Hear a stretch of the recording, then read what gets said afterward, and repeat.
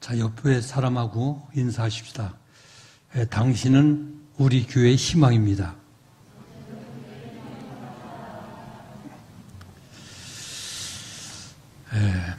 미스바로 모이자.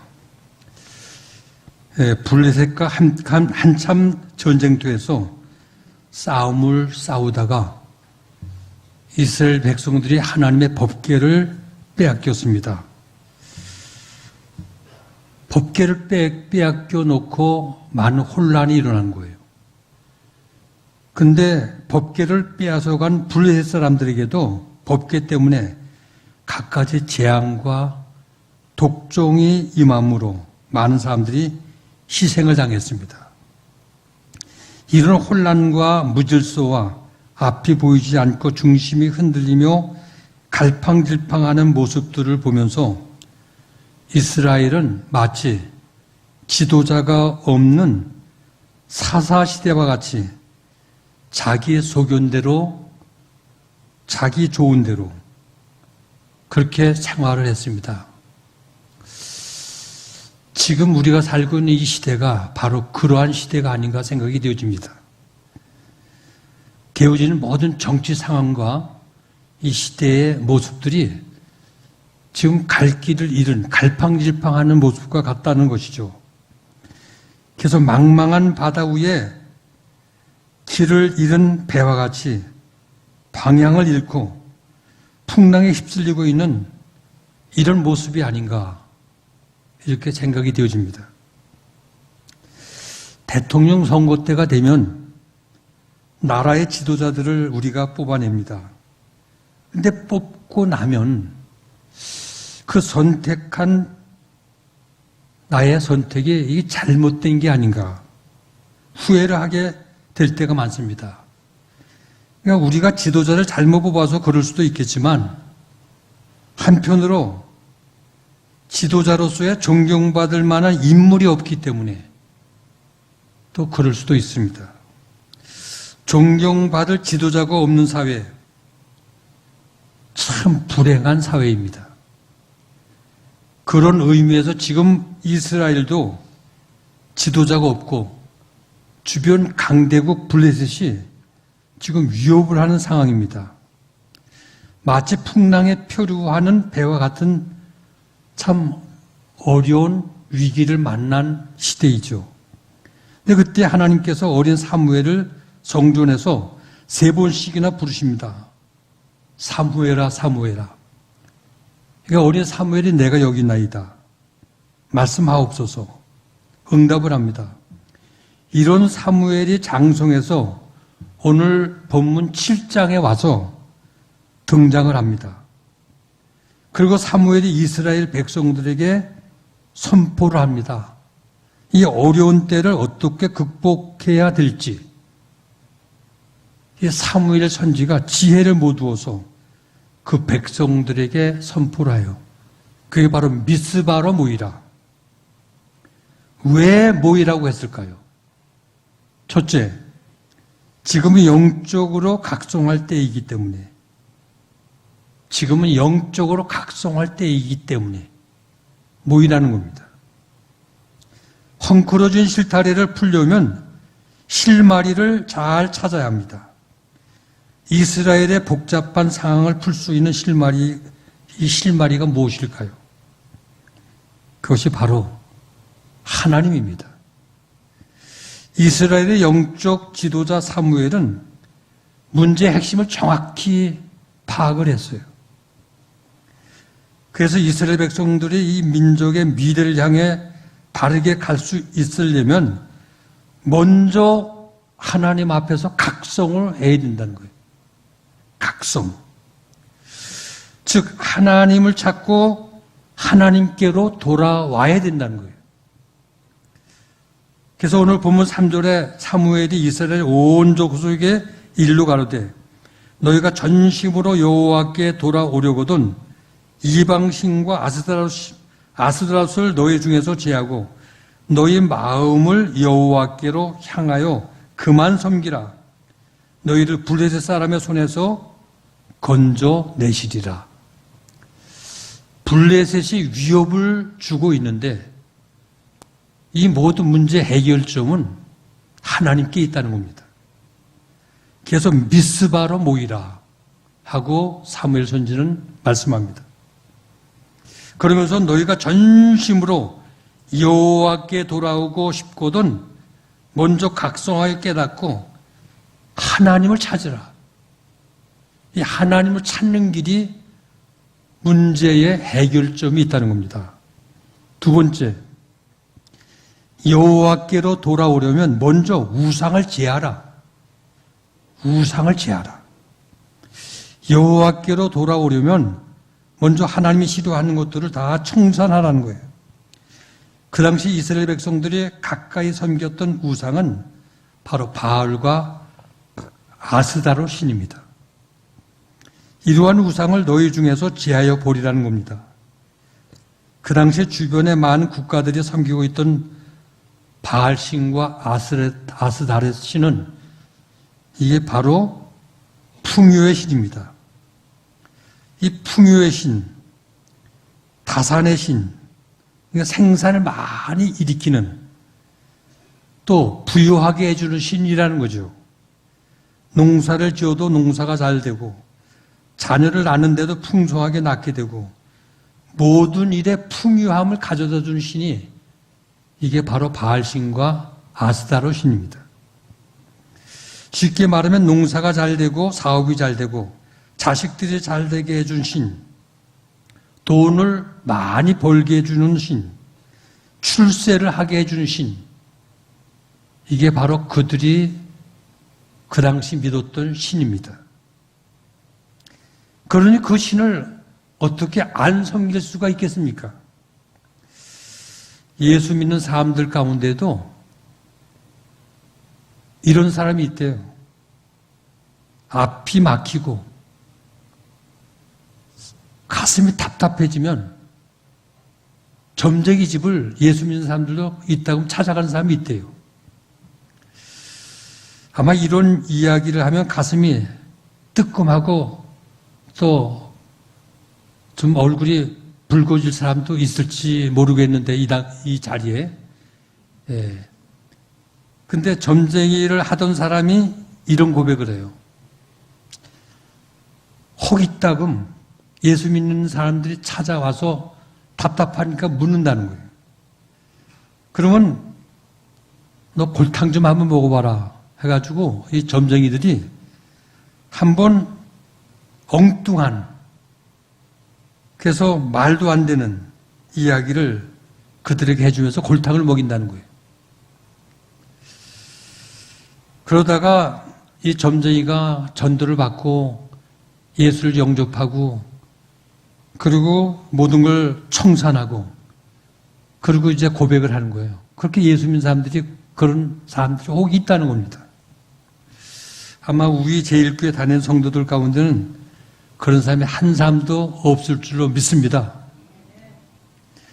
아니, 암만 답답하고 어려운 일이 있다 하더라도 그런 일이 있으면 제단에 엎드려 땅을 치면서 통곡하고 소리를 치고 기도할 것이지, 어떻게 점쟁이 앞에, 무당 앞에 무릎을 꿇고 그 앞에서 뭘 해결하겠다고 앉아 있으면 그게 그 꼴이 뭡니까?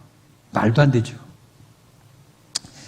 이스라엘 백성들 가운데 이 바알과 아스라 신을 섬기는 이런 사람들이 점점 많아지는 거예요. 부자가 되고 자녀들이 잘 되고 농사가 잘 되고, 그러니까 너도 나도 바알, 아스라 신을 섬기는 사람들이 점점 더 확산돼서 많아지는 겁니다. 그러니까 사무엘은 이스라엘의 문제가 무언가를 바르게 하는 거예요.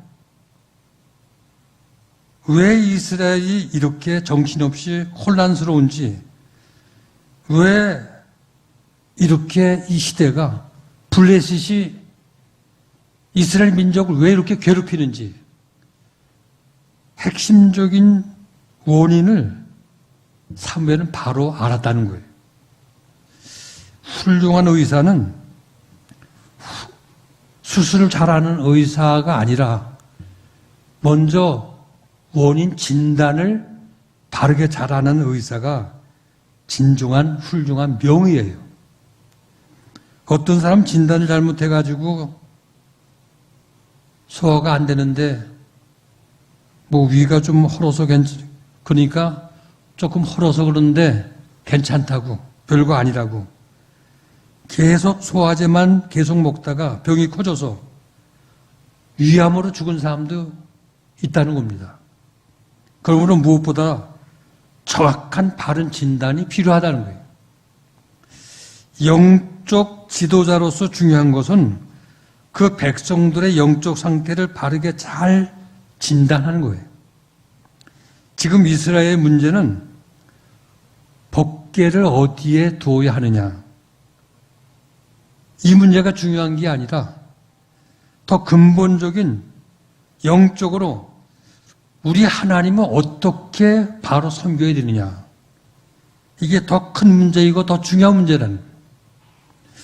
하나님 앞에서의 제1계명, 오직 여호와 하나님만 섬기라. 이 첫 번째 계명이 제대로 준수되지 못하고 이게 잘못되면 두 번째, 세 번째, 네 번째 계명은 아무런 의미가 없어진다는 거예요. 첫 번째 계명을 섬기지 못하게 될 때 그 다음 계명은 잘 섬길 수가 없게 된다는 거죠. 그런 상황에 있으니 껍데기만 크리스찬이고 무늬만 하나님의 백성이지 속은 다 썩고 병들고 잘못된 이스라엘 백성들이라는 거예요. 그래서 사무엘은 그걸 알았던 거예요. 그래서 그들 앞에 지도자를 불러서 이렇게 얘기합니다. 내가 여러분들에게 두 가지를 요구하는데 여러분들 가운데 버려야 할 것들이 있다. 우상을 버리라. 특별히 바알과 아스다로 신을 제해버리라. 그리고 또 한 가지는 여러분들 마음을 여호와께로만 향해라. 한눈 팔지 말고.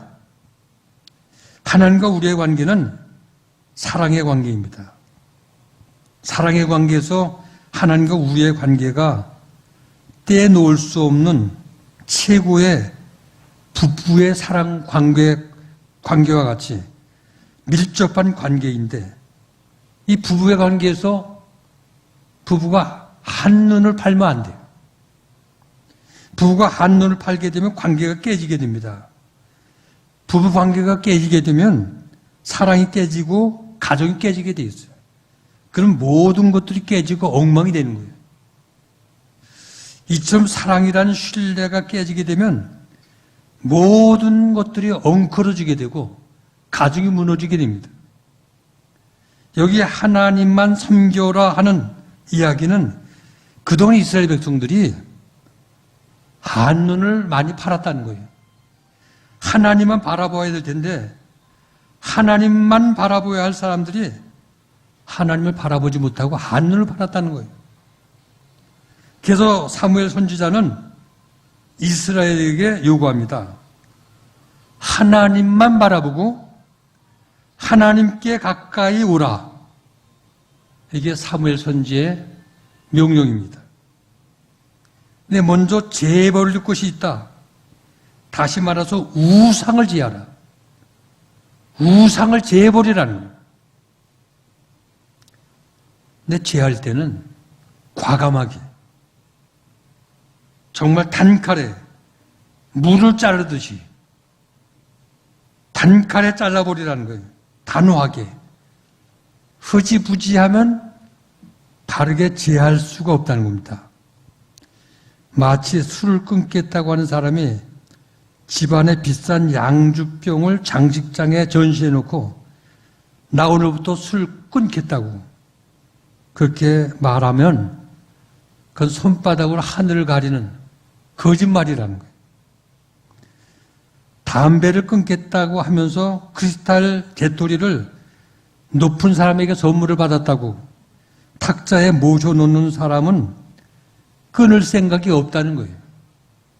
정말 담배를 끊겠다고 하면 값이 얼마든 누구에게 받았든 재토리를 그냥 깨뜨려 버리라는 거예요.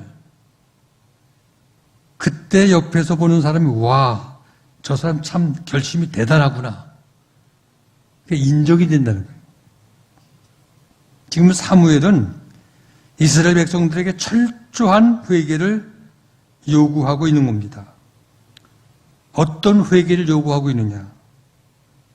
입으로만 하는 회개하지 말라는 거예요. 오늘 현대 성도들이 또 오늘날의 현대 교회들이 왜 능력이 없고 힘이 없습니까? 왜 교회들이 추락이 되어 가고 있습니까? 하나님 말씀 앞에 마음을 찢고 진정한 회개를 하지 못하고 그냥 매일같이 입으로만 반성하기 때문에, 회개가 아니라 입으로만 반성하기 때문에 아무런 힘이 없다는 거예요. 입으로만 반성만 하는 것은 상황이 지나면 다 잊어버리게 되고 다 지나가고 그냥 무마되는 거예요. 그래서 사무엘은 이스라엘 백성들에게 철저한 회개를 요구하고 있는 겁니다. 1997년 우리 한성동 원사님이 살고 있는 유진미용실 그 뒤쪽에 거기 절이 하나 있었습니다. 가정에 조그맣게 차린 절이 하나 있었는데 바로 그 절이 대한불교 관음종 연수암이라고 주지 스님이 김봉암 스님입니다. 김봉려 스님. 근데 이 김봉려 스님이 중풍에 걸렸어요. 오랜 병상에서 고생을 하고 눕게 되었는데 우리 교회 집사님이 전도를 했어요. 교회 나오시라고.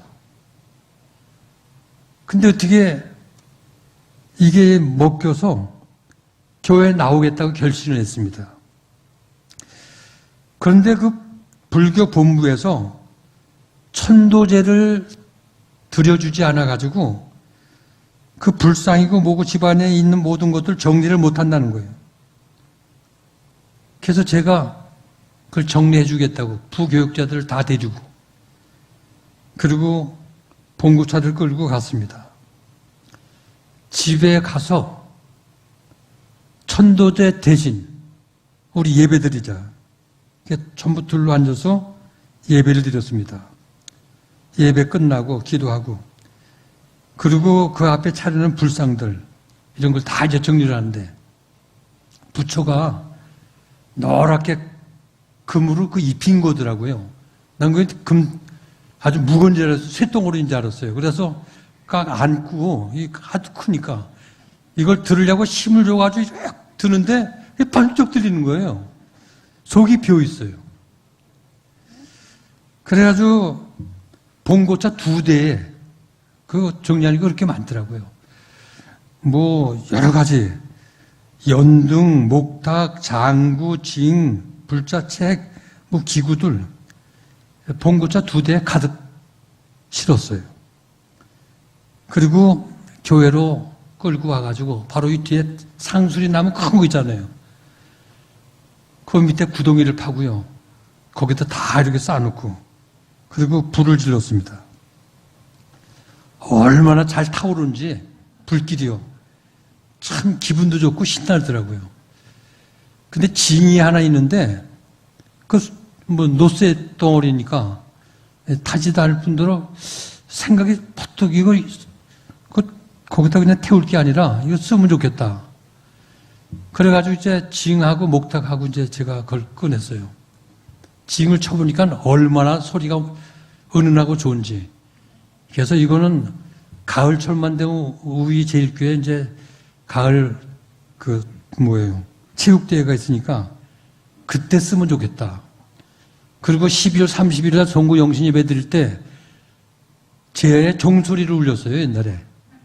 보신각 종 대신 그 징을 땡땡 울렸다고요. 거기서 썼으면 좋겠다고.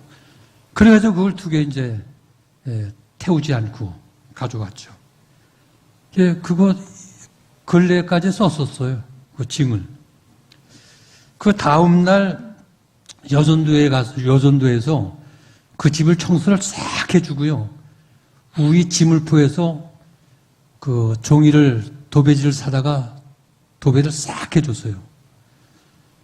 그리고 연수암 절 간판을 띄워가지고 그리고 이제 정리를 다 해줬어요. 그랬더니 그 김봉료 스님이 교회를 열심히 나오셔서 그래서 학습 세례받고 권찰됐거든요.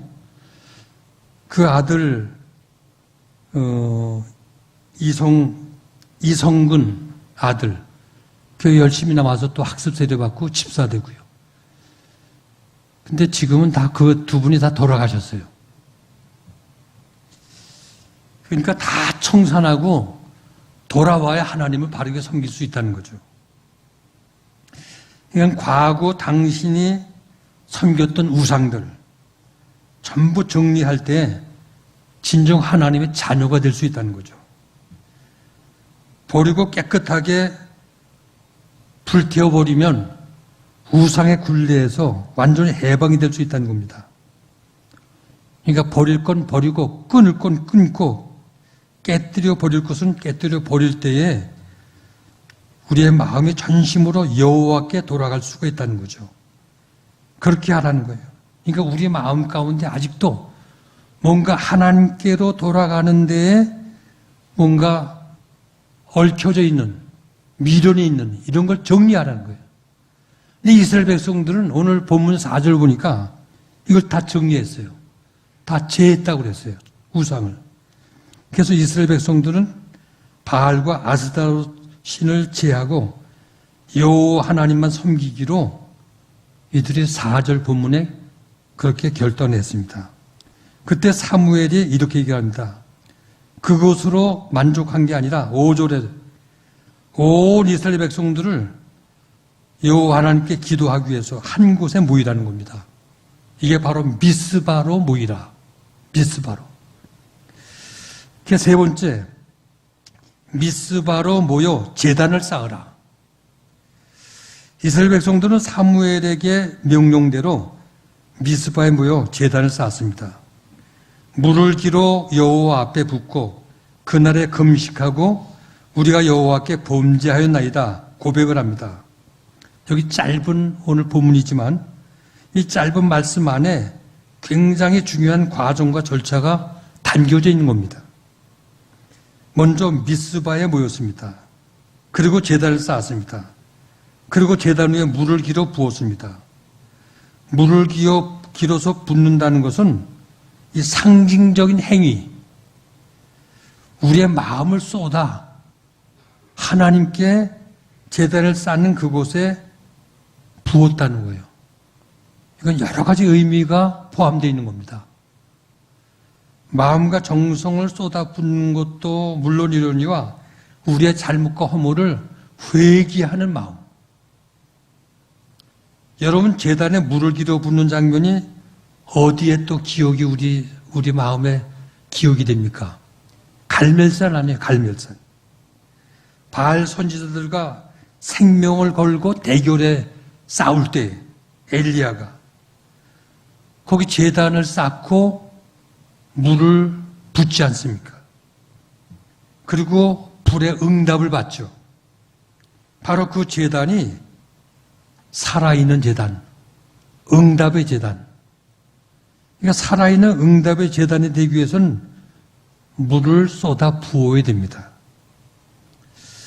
이처럼 살아계신 하나님의 역사가 일어나는 것은 생명을 걸고 결단하며 제단을 쌓을 때에 하나님의 임재가 임한다는 거예요. 그러니까 엘리야의 제단에 물을 붓는 것은 정성을 쏟는 것으로 그것도 3번씩 물을 또랑에 가득 차도록 또랑에 가득하게 충분히 부었다고 성경은 말씀하고 있죠. 여러분들 갈멜산 꼭대기 가보셨습니까? 굉장히 높은 산 꼭대기인데 거기 물이 나오는 곳 없어요. 특히 이스라엘 백성들은요, 이스라엘 나라 그 땅은 돌이 많고 황무지예요. 그리고 이스라엘 나라의 우기는요 12월, 1월, 2월 석 달이고 전부 건기입니다. 우기가 돼도요 비가 우리 한국문이 그렇게 쏟아진 게 아니에요. 이슬비. 우리 한국 땅에는 어디든지 파면 물이 깊이 파면 물이 다 나오잖아요. 근데 이스라엘은 깊이 파도요. 물이 건수 조금 나오다가 비치다가 그냥 말라버리고요. 그렇게 물이 귀해요. 그러니까 그 물이 없는 장소에서 제단에 물을 길어 붓는다는 것은 이건 보통 희생을 말하는 게 아니에요. 성서학자들은 이 부분을 이렇게 해석합니다. 물을 길어서 여호와 제단에 부었다는 의미는 생명같이 소중한 것을 드렸다는 거예요. 이런 말 있잖아요. 사막을 지날 때 금덩어리를 갖고 있는 사람은 사막에서 죽지만 물통을 갖고 있는 사람들은 사막에서 살 수 있다는 거예요. 그렇게 물이 귀하다는 겁니다. 물이 생명이고 물이 그렇게 소중하다는 거예요.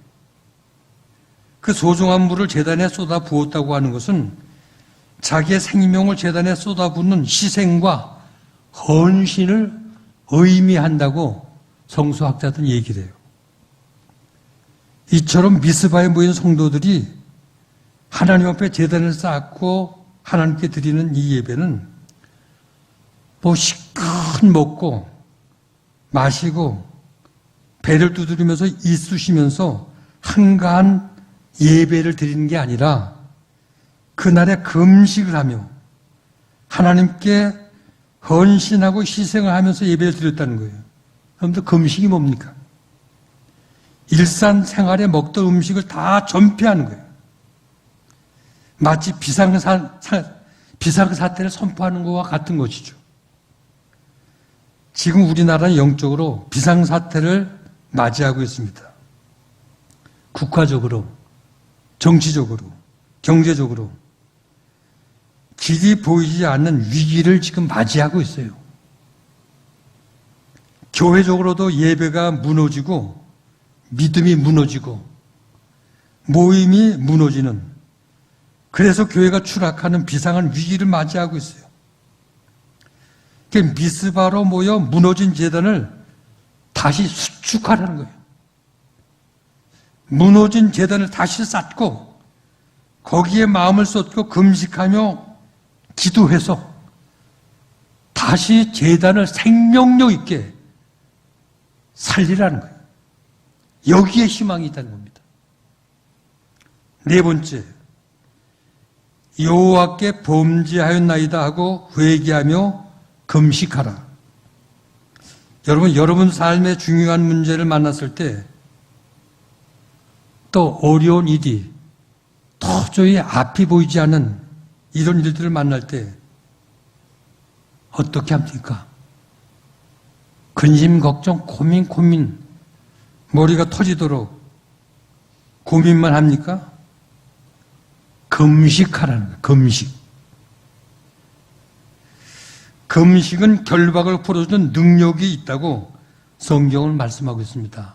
오늘 본문 6절 보니까 그날에 금식하고 문제가 복잡해서 좀처럼 해결의 실마리가 보이지 않을 때에 하나님 앞에 금식을 하라는 거예요. 그래서 이사야서 58장 6절 보면 이런 말씀이 있습니다. 나의 기뻐하는 음식은 흉악의 결박을 풀어주며 멍에의 줄을 끌어주며 압제당한 자를 자유케 하며 모든 멍에를 꺾는 것이 아니겠느냐. 금식 관련된 일련의 이 동사들을 여기에 보면 여기 풀어주며 끌어주며 자유케 하며 꺾으며 이게 금식과 연결된 동사의 단어들이에요. 이 모두 다 풀어준다는 뜻을 가지고 있습니다. 그러니까 문제가 너무 복잡해서 머리가 터질 것 같다고 생각되면 하나님 앞에 엎드려 금식 기도하라는 거예요. 그러면 풀리는 역사가 일어난다는 겁니다.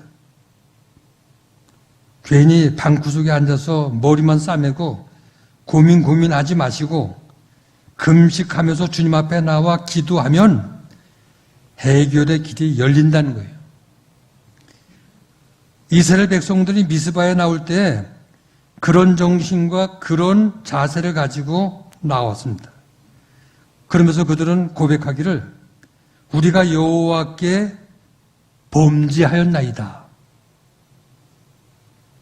우리 하나님 앞에 우리가 범죄하였나이다. 고백을 합니다. 이건 간단한 얘기가 아니에요. 대단한 결단입니다. 보통 사람들 자기의 잘못을 시인하지 않아요. 잘못을 인정 안 합니다. 요즘 정치가들 보세요. 특히 민주당 또 정권 잡은 권력자들 절대 자기들의 잘못을 인정 안 해요. 잘못된 것을 다시 시정하고 고치려고 생각도 안 해요. 그러니까 자기의 잘못을 고백하고 인정한다는 것. 이건 굉장한 결단입니다. 사람들이 그렇게 하나님께 얻어 터지고 매를 맞으면서도 잘못을 고백 안 하고 인정 안 하는 것이 이게 인간들이에요. 근데 하나님 아버지 긍휼과 자비를 어떻게 얻을 수 있느냐? 자기의 허물과 잘못을 하나님께 고백하고 인정하고 엎드릴 때, 회개할 때 거기에 하나님의 긍휼이 임하고 거기에 하나님의 자비와 하나님의 사랑이 인애가 임재하게 된다는 거예요. 그래서 너나 할 것 없이 우리 모두가 다 하나님 앞에 범죄했다고 자백하고 고백할 때 하나님의 긍휼이 임하는 것을 믿으시기 바랍니다. 그리고 나서 마지막 부분에 보니까 사무엘이 미스바에서 이스라엘 자손을 다스리니라. 다스린다. 무슨 말입니까? 영적 지도자의 권위가 회복이 되었다는 거예요. 교회에서 목사의 권위가 실추되면 그 교회는 힘이 없는 죽은 교회, 불행한 교회가 되는 겁니다.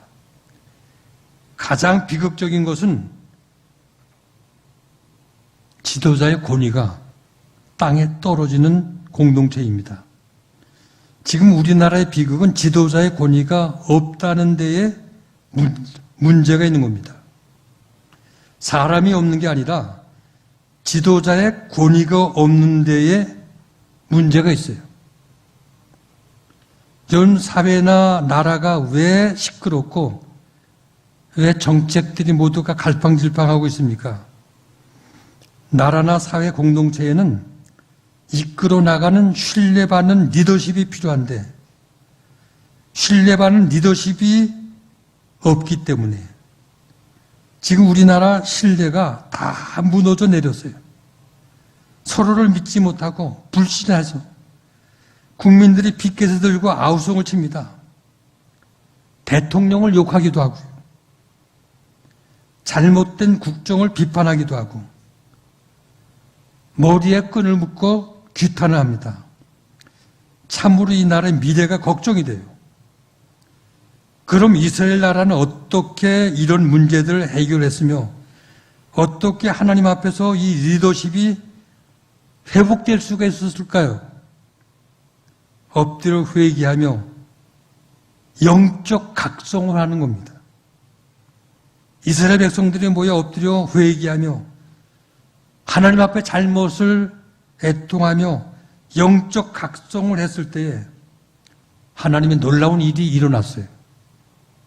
오늘 본문 보니까 이스라엘이 미스바에 모였다는 정보를 얻은 블레셋이 이때야말로 이스라엘을 괴물을 시킬 적기라고 판단돼가지고 방백들과 모든 군사들 총 공격을 해 들어왔습니다.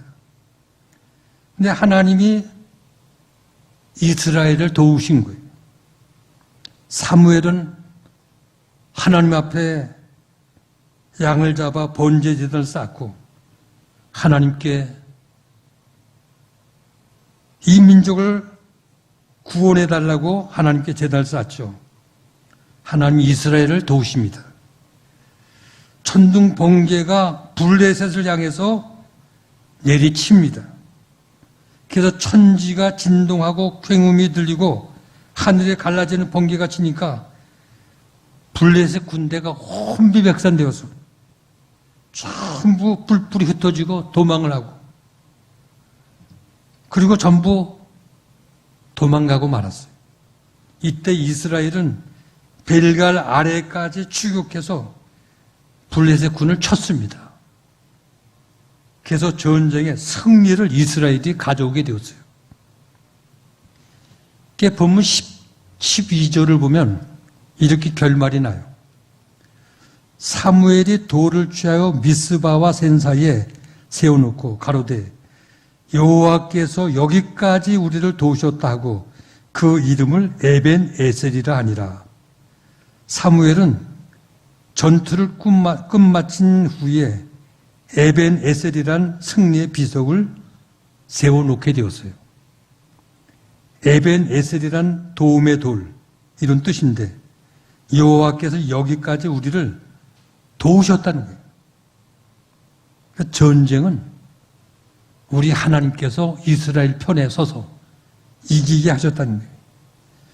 이스라엘 백성들은 하나님의 능력이 얼마나 위대한지, 하나님의 지혜가 얼마나 오묘한지, 하나님의 사랑이 얼마나 강한지 그 전투를 통해서 확인하게 되었어요. 사랑하는 우리의 성도 여러분, 지금은 영적으로 각성할 때입니다. 그리고 우상을 버리고 전심으로 하나님께 돌아올 때입니다. 그래서 마음을 하나님 앞에 쏟고 금식하며 기도해서 이 코로나 바이러스 모든 것들을 물리치고 외부의 모든 위협 또 혼탁한 이 시대의 모든 대적한 무리들 에벤 에셀 대신 하나님의 도우심이 우리와 함께 하셔서 다시 한번 하나님께서 한국교회를 세우시고 다시 한국교회가 세계에 높이 우뚝 도약해서 정말 믿는 자의 승리가 한국교회의 승리가 하나님을 통해서 이 땅 위에 임하기를 하나님께 모든 걸 맡기고 기도하는 우리 성도들의 기도를 통해서 이 나라 이 민족 위에 놀랍게 임하기를 주의 이름으로 축원드립니다. 기도하십시오.